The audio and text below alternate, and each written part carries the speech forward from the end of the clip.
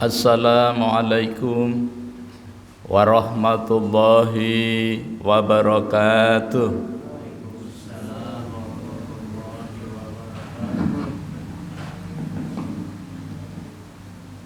Innal hamdalillah nahmaduhu wa nasta'inuhu wa nastaghfiruh wa na'udzu billahi min shururi anfusina wa min sayyiati a'malina. May yahdihillahu fala mudilla lahu wa may yudlilhu fala hadiya lahu. Asyhadu an la ilaha illallah wahdahu la syarika lahu wa asyhadu anna Muhammadan abduhu wa rasuluh la nabiyya wa la rasula ba'da. Allahumma shalli wa sallim wa barik ala hadzal nabiyil karim wa ala alihi wa sahbihi ajma'in, amma ba'd. Qala Allah Ta'ala fil Qur'anil Karim, a'udzu billahi minasyaitonir rajim.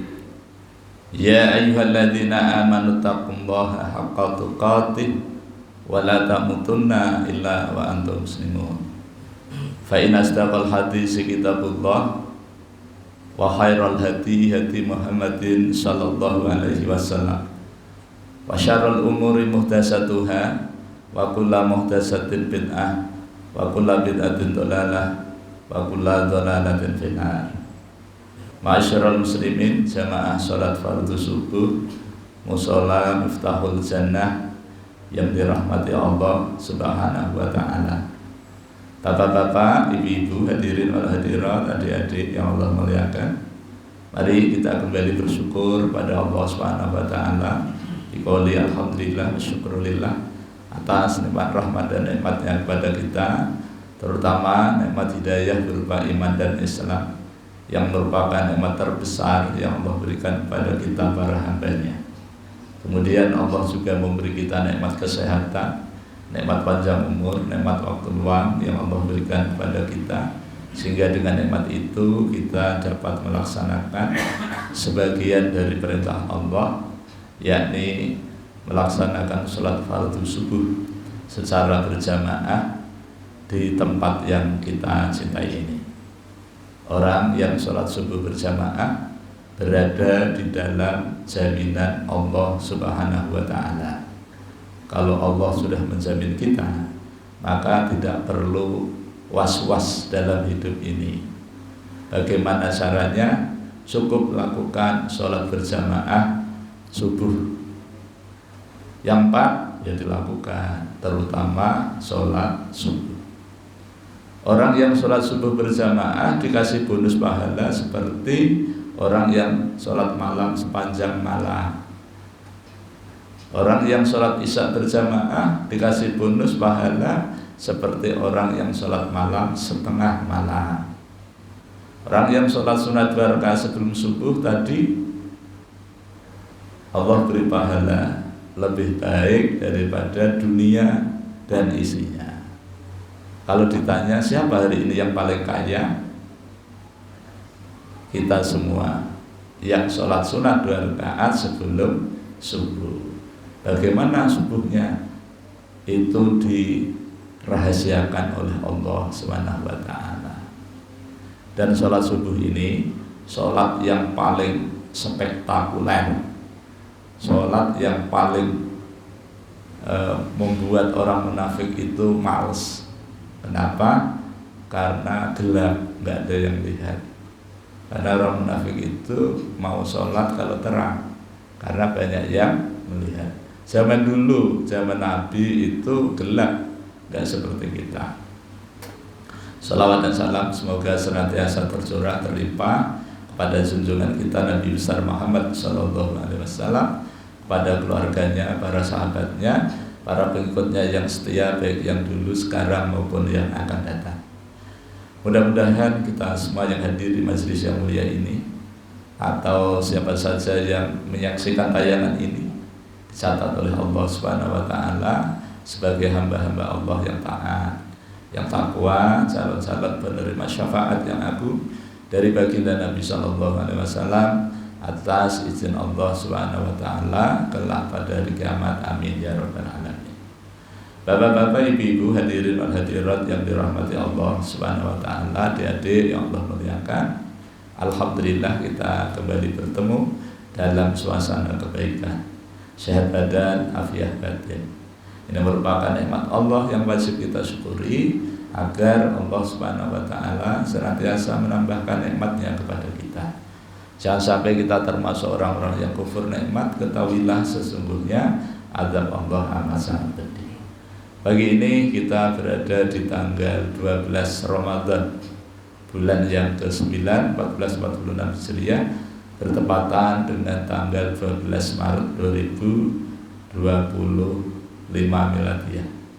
Kita akan melanjutkan kajian kita Ma'rifatul Quran fi Tarjamatil Quran, mengenal Al-Quran melalui tarjamahnya, dalam rangka untuk meningkatkan kualitas iman dan takwa kita kepada Allah Subhanahu wa taala semata. Tema kita pada pagi hari ini adalah mengenal fungsi takwa di dalam Al-Quran. Mengenal fungsi takwa di dalam Al-Quran. Pada pertemuan yang lalu kita berbicara tentang mengenal tujuan melaksanakan puasa supaya bertakwa. Nah, setelah kita melaksanakan ibadah puasa, harapannya kita menjadi orang yang bertakwa. Lalu apa fungsinya? Kegunaannya takwa itu untuk apa? Banyak sekali. Kita kaji bersama-sama sampai waktu syuruk tiba. Allah Subhanahu wa taala berfirman. Ini firman-Nya di Ali Imran ayat 102. Ayat yang populer, wajib dibaca oleh khatib ketika khutbah. Ya ayyuhalladzina amanu taqullaha haqqa tuqatih wa la tamutunna illa wa antum muslimun.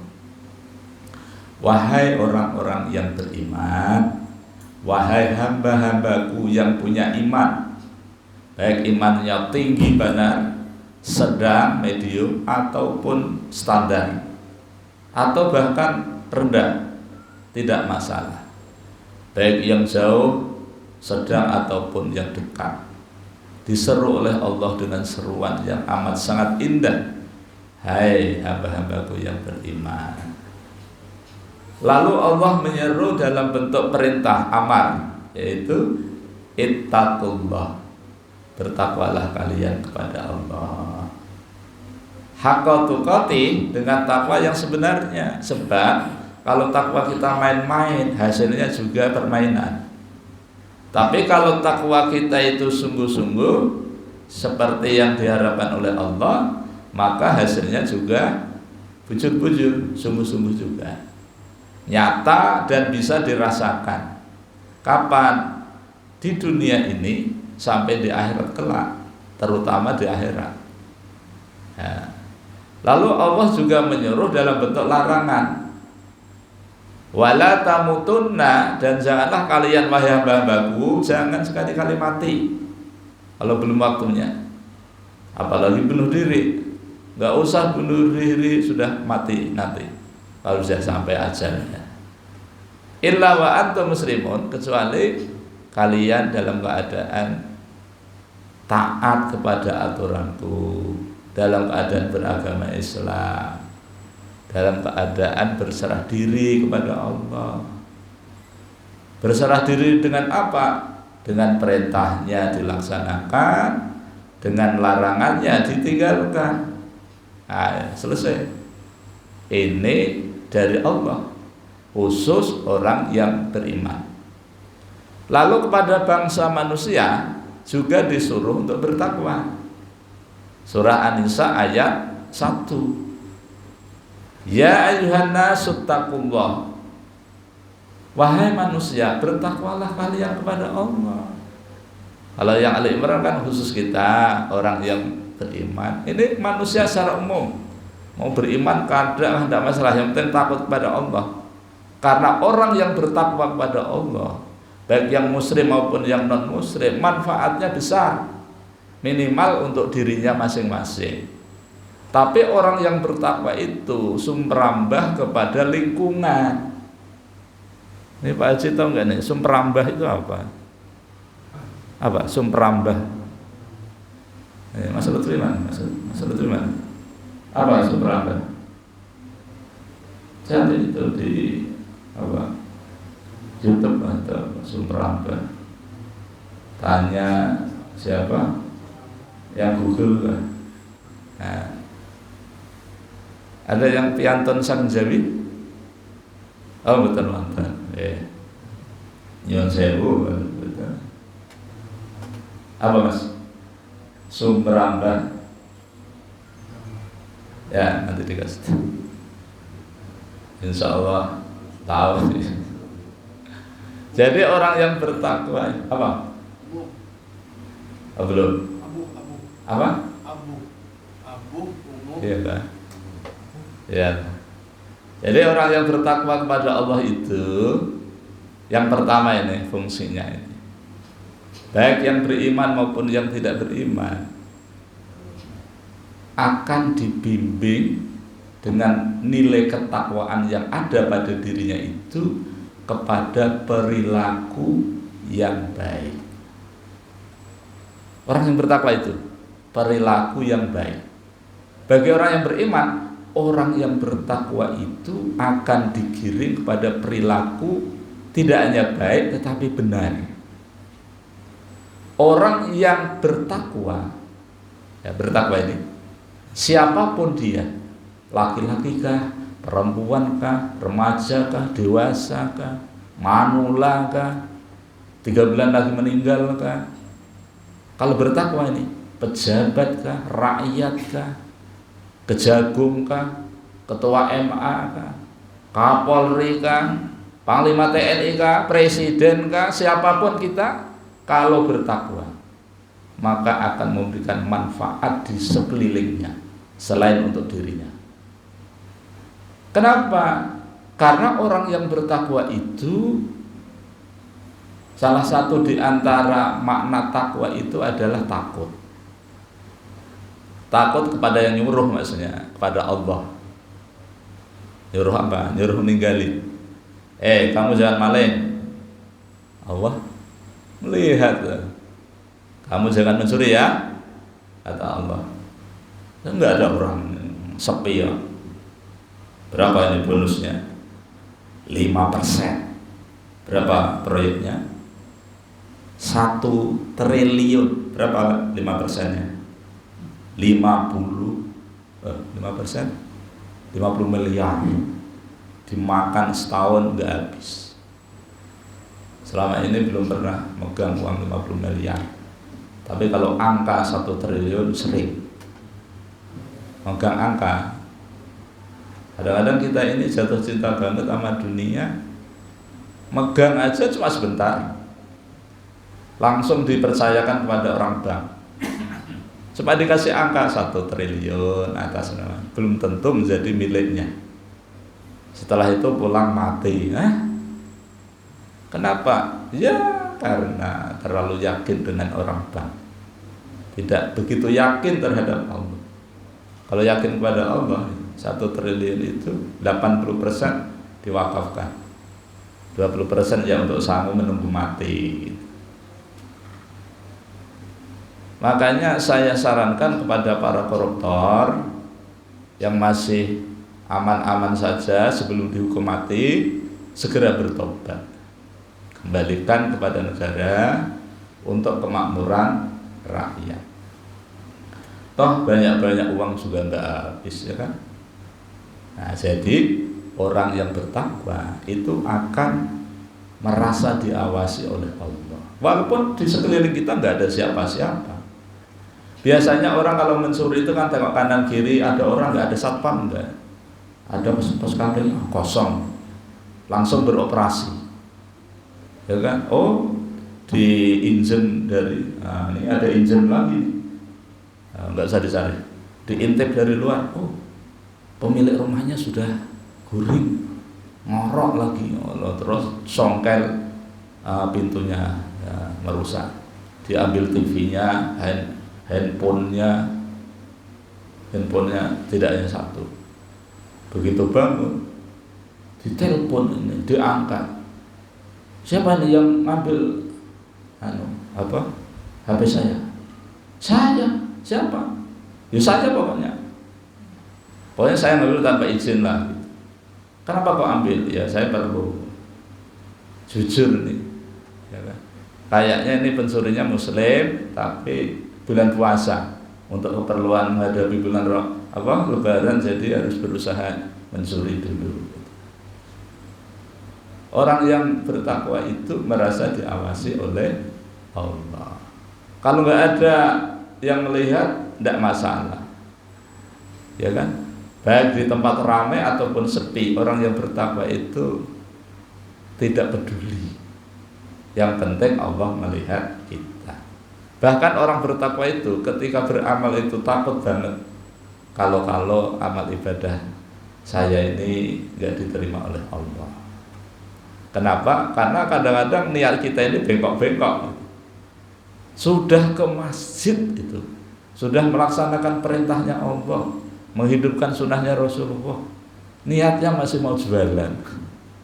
Jadi ke masjid itu selain untuk sholat ya mau jualan, nawar-nawarin jilbab, gamis, nawarin umroh, nawarin supaya menghafal Quran. Bagi brosur tidak apa-apa ya. Setelah nanti kami mau bagi brosur kira-kira 10 lembar informasi tentang siapa yang ingin anaknya, cucunya, tetangganya, masyarakatnya atau kita sendiri yang menghafal Quran beasiswa full ya di Pondok Tahfiz Madinatul Quran Banjarmasin, Kayu Tangi itu sampai ke rumah sakit Komplek Polsek. Kemudian Pondok Tahfiz Miftah Firdausi Banjarmasin, Komplek Polri. Nah, semuanya polisi. Yang satu Komplek Polri Malkon Temon, yang satu Komplek Polsek Kayu Tangi. Nah, jadi pendaftar 50 pendaftar pertama. Kalau bayar berapa sebulan? 1.500.000. Ini nggak usah bayar, karena ada orang baik. Ada teman dari Muhammadiyah, pengurus Masjid Mujahidin, ya, beliau yang punya pondok tahfiznya, belum mengajar di situ. Nanti bagi, yang dibagi ini yang Madinatul Quran. Nah, menyampaikan begini ini bagian dari takwa, bagian dari takwa. Bapak-bapak, ibu-ibu, hadirin wa hadirat yang dirahmati Allah Subhanahu wa taala. Itu tadi perintah takwa dari Allah melalui Nabi disampaikan kepada umat manusia sampai kepada kita. Lalu Nabi sendiri apakah menyuruh? Ya, Nabi itu menyuruh. Suatu ketika ada sebuah pertemuan begitu, Rasulullah berpesan kepada sahabat itu untuk bertakwa.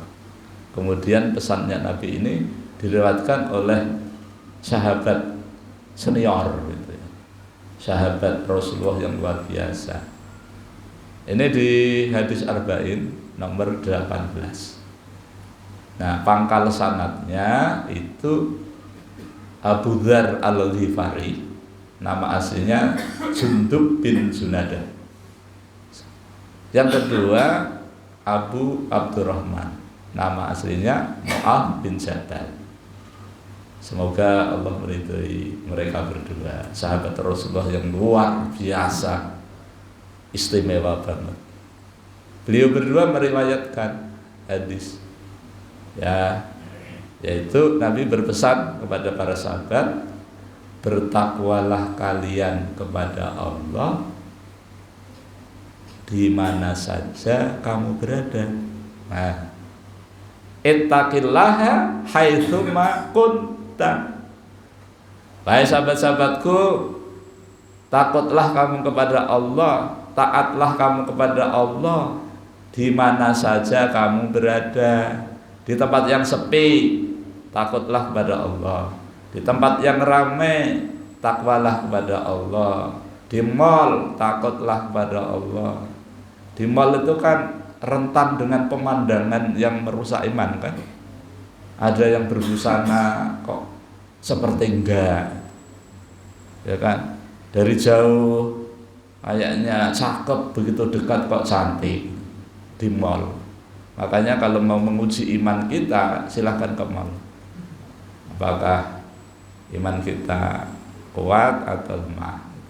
Kalau di rumah terus ya nyata, nggak ada kompetitornya, nggak ada pesaingnya. Rumah masjid kayak Pak Haji. Pernah ke mall nggak Pak Haji? Nggak pernah. Ya sekali-kali ke mall untuk menguji iman kan. Sekali akhirnya ke kantor KPK ngobrol. Gimana tugasmu sebagai wakil rakyat untuk memberantas korupsi? Kali-kali ke Polda. Bukan, kalau ke Polda itu kan anak buah, ke Mabes Polri sana. Gimana program? Itu sekali-kali untuk menguji iman.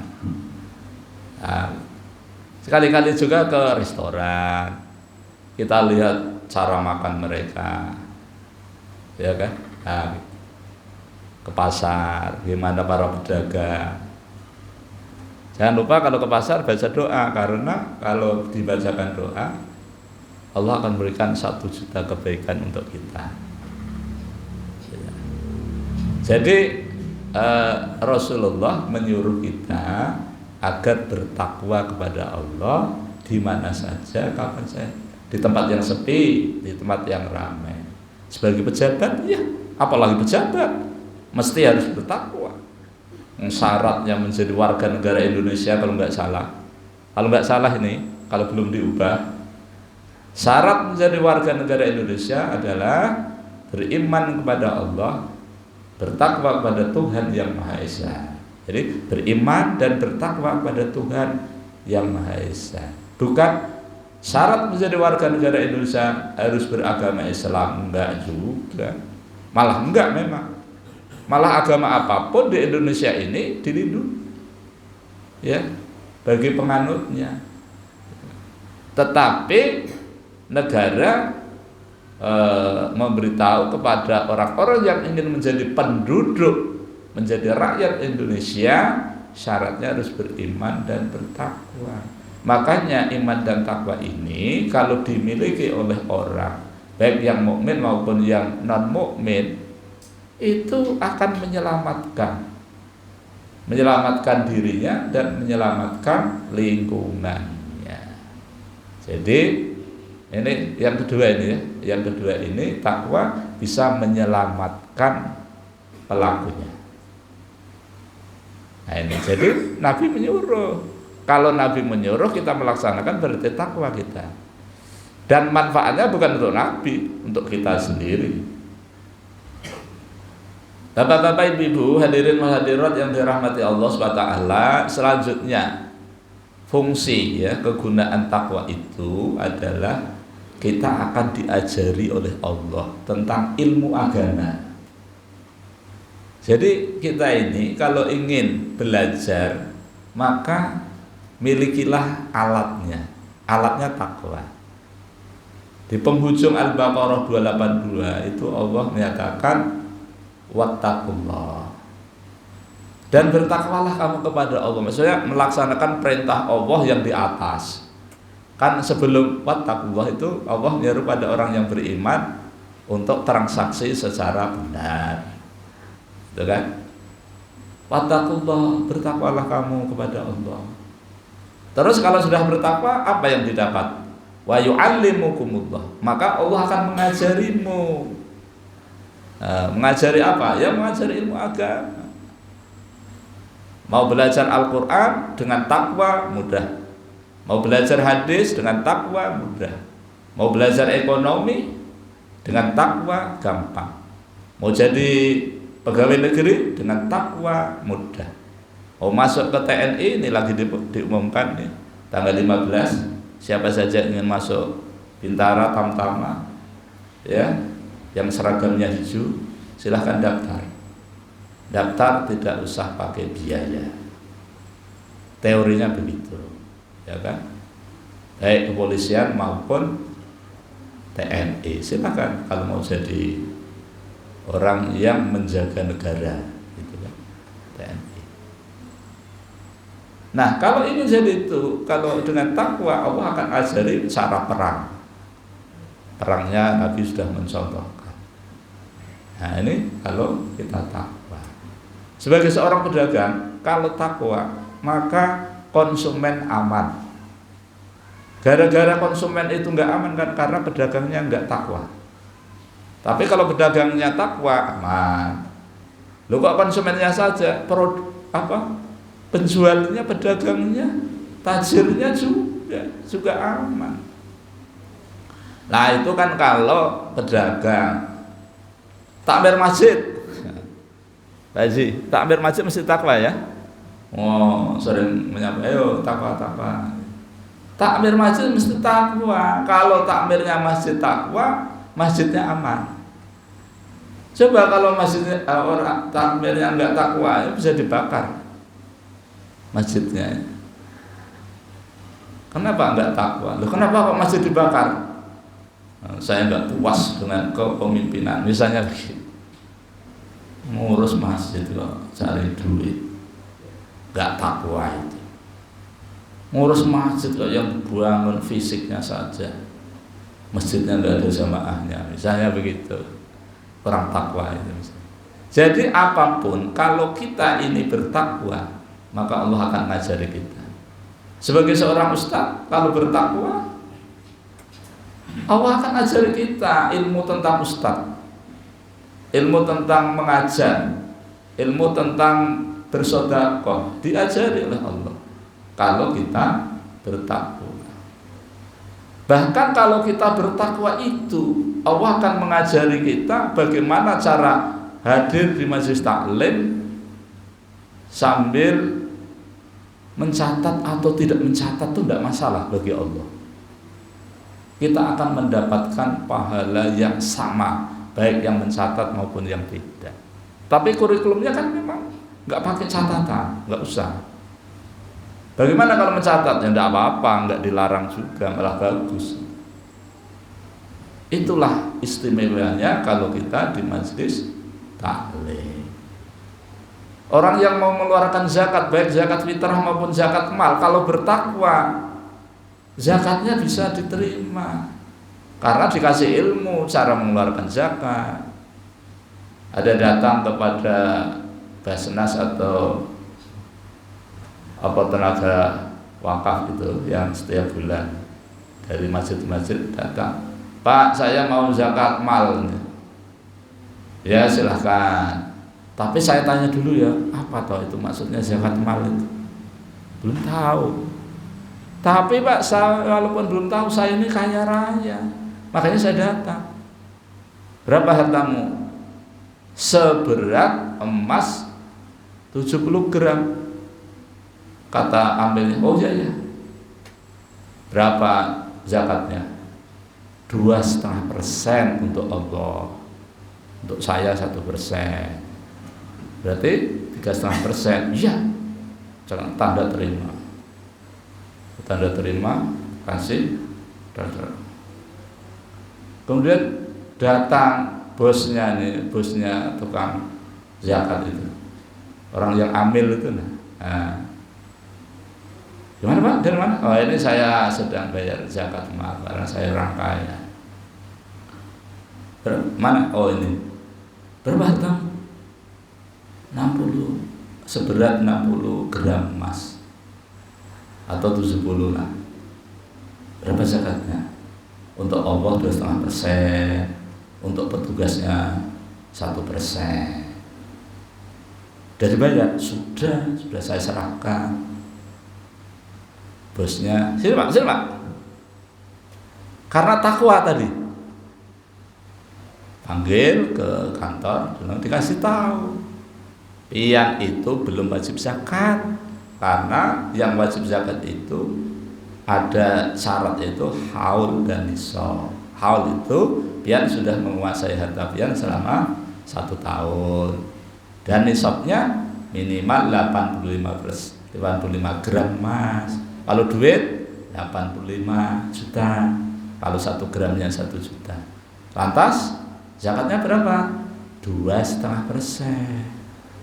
Loh tadi yang 1% katanya untuk tugas itu pelanggaran. Lantas gimana? Diulang. Panggil, dikasih pencerahan tanpa harus dipermalukan. Itu. Kenapa? Takwa. Terus si bosnya tadi bilang, kenapa toh? Pian kok membawa uang katanya berat. Yang saya bawa, tapi yang di rumah banyak. Oh, dasar orang takwa, tapi kalau nggak berilmu itu. Akhirnya apa? Dengan ilmu tadi, dengan dikasih pencerahan itu, total harganya sebelum disidang ternyata koruptor yang ternyata berapa? 900 triliun. Itu hasil apa ini? Hasil jualan apa? Yang dioplos itu. Dia jualan minyak gitu. Wow, jadi banyak sekali dapat itu, masya Allah, luar biasa karena takwa kan. Bahkan takwa tadi kan menyelamatkan. Yang namanya menyelamatkan itu kan menyelamatkan orang yang calon kena azab kan. Makanya nggak usah khawatir kita menyampaikan kebenaran kepada orang yang memang nggak tahu. Makanya di dalam perilakunya orang yang bertakwa itu perbuatannya amar ma'ruf nahi munkar. Kuntum khaira ummatin ukhrijat linnasi ta'muruna bil ma'ruf wa tanhauna 'anil munkar. Kata Allah lewat Nabi Muhammad, sampaikan kepada sahabat-sahabatmu, umatmu itu yang luar biasa. Kalian itu adalah sebaik-baik umat ini. Dilahirkan untuk manusia, untuk berbuat dua. Satu, ajak-ajak orang berbuat baik. Yang kedua, melarang orang untuk tidak melakukan kemungkaran. Kemungkarannya itu apa? Mungkar itu ya korupsi, itu mungkar.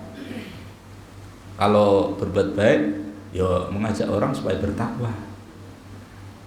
Masya Allah, takwa ini luar biasa manfaatnya. Kalau takwa ada pada seorang suami, ini ada yang sebagai suaminya ini, Mas Lutfi suami atau bukan? Oh bukan ya, karena nggak punya istri. Nah, bagi bapak ibu yang punya anak atau tetangga yang soleh hafal 30 juz, kasihkan nama Mas Lutfi. Kasihan dia. Di majlis taklim ngatok-ngatok karena nggak punya istri. Mas Lutfi, apa tadi? Sumrambah apa tadi? Menyebar. Apa? Menyebar. Menyebar. Menyebar. Oh, menyebar. Menyelimuti, menyebar itu ya. Menyebar, sumrambah. Betul. Menyebar. Enggak tidur ya? Oh enggak. Loh, diem. Dengar kan?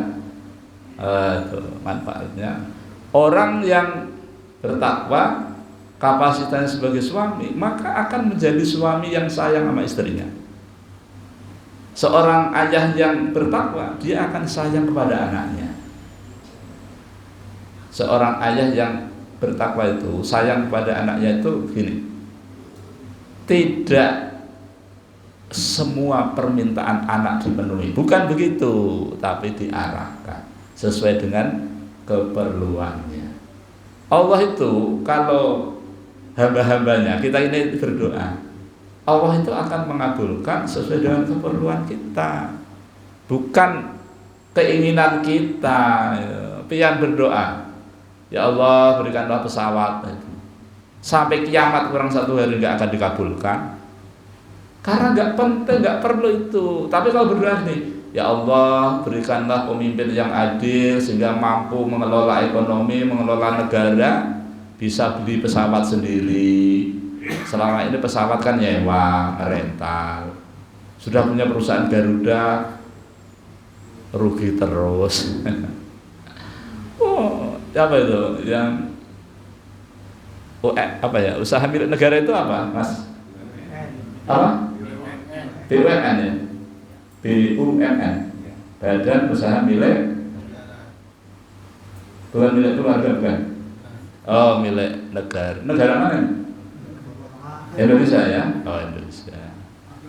badan usaha milik negara Indonesia loh ini, pengelolanya kan takwa-takwa semua, nggak ada yang rugi, nggak ada yang rugi. Tapi saya ini dari kecil masih TK itu, sejak zaman dulu sampai kemarin, dari dulu sampai kemarin, mendengar berita-berita pokoknya rata-rata 100% BUMN itu rugi. Listrik, PLN rugi, Pertamina rugi, Garuda rugi. Apa yang milik negara? Kelapa sawit itu milik siapa ya? Milik negara ya? Negara lain ya? Iya. Rugi terus. Laporan kepada rakyat rugi gitu. Karena apa? Karena hasilnya untuk segelintir atau beberapa gelintir orang. Ya rakyatnya manut aja, orang Indonesia itu takwa-takwa, begitu diumumkan rugi ya sudah, pasrah, ngalah, berdoa, ya Allah mudah-mudahan tahun depan kerugiannya ditingkatkan. Kan mensyukuri katanya. Nanti ditambah, itu salah. Nah jadi orang yang bertakwa tadi kalau sayang kepada anaknya memberikan sesuatu sesuai keperluan.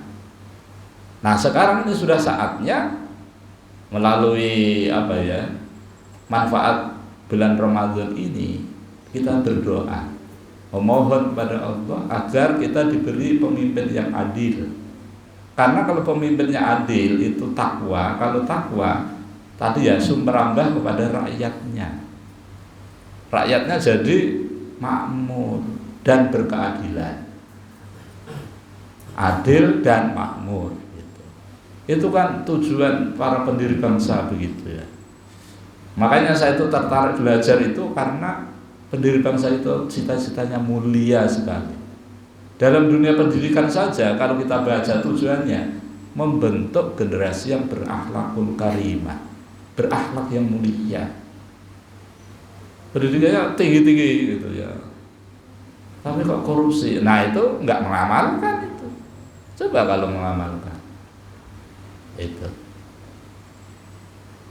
Bapak-bapak, ibu-ibu, hadirin hadirat yang dirahmati Allah Subhanahu wa taala. Jadi kalau orang yang bertakwa itu akan diajari oleh Allah.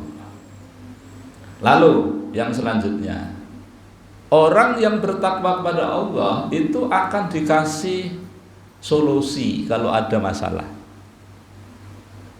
Allah mengatakan di penghujung surah At-Talaq ayat 2 dan awal ayat 3. Wa may yattaqillaha yaj'al lahu makhraja wa yarzuqhu min haitsu la yahtasib. Ini pengumuman Allah, ini bukan perintah tapi pernyataan Allah, pengumuman bagi siapa saja yang mau. Yang nggak mau ya nggak apa-apa. Tapi nggak ada solusi kalau nggak mau kan. Barang siapa yang bertakwa kepada Allah, kata Allah lewat Jibril menyampaikan kepada Rasulullah, Rasul menyampaikan kepada para sahabat dan menyampaikan kepada seluruh umat manusia.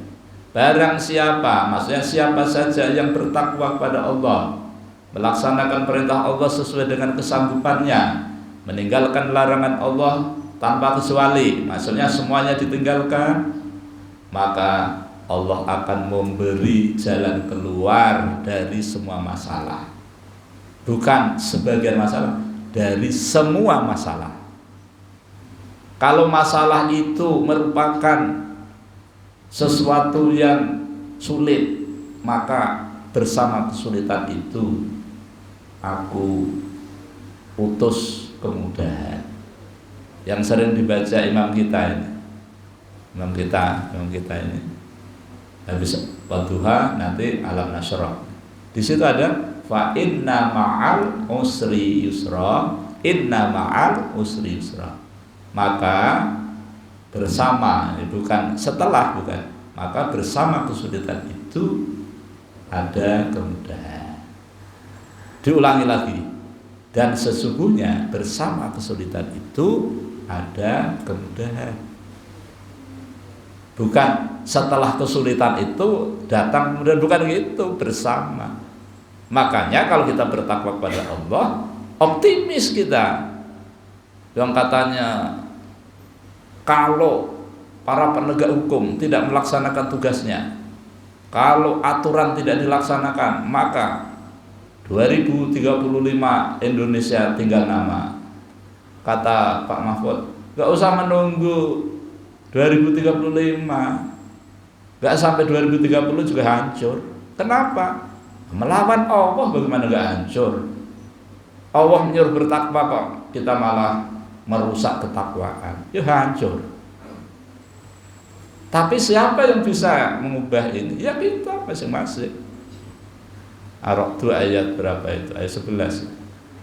Allah mengumumkan, Allah tidak akan mengubah nasib seseorang atau suatu kaum, kelompok, rakyat, bangsa dan negara kalau rakyat itu sendiri yang nggak mengubah. Kadang-kadang kita ya malu juga ya. Malu kenapa? Karena pemimpin-pemimpin kita ini kan lahir dari kita kan, dari rakyat. Berarti Allah itu ingin pemimpinmu begitu, yang kamu begitu, makanya berubah rakyatnya itu supaya lahir pemimpin yang adil. Nah, didoain mumpung di bulan Ramadan doanya kabul, ya kan? Doanya sungguh-sungguh. Ya Allah, berikan pemimpin yang adil supaya bisa memberikan sembako, ya kan, efeknya. Gak usah begitu, Allah itu sudah menjamin. Gak usah begitulah, aku tuh lebih tahu, kata Allah.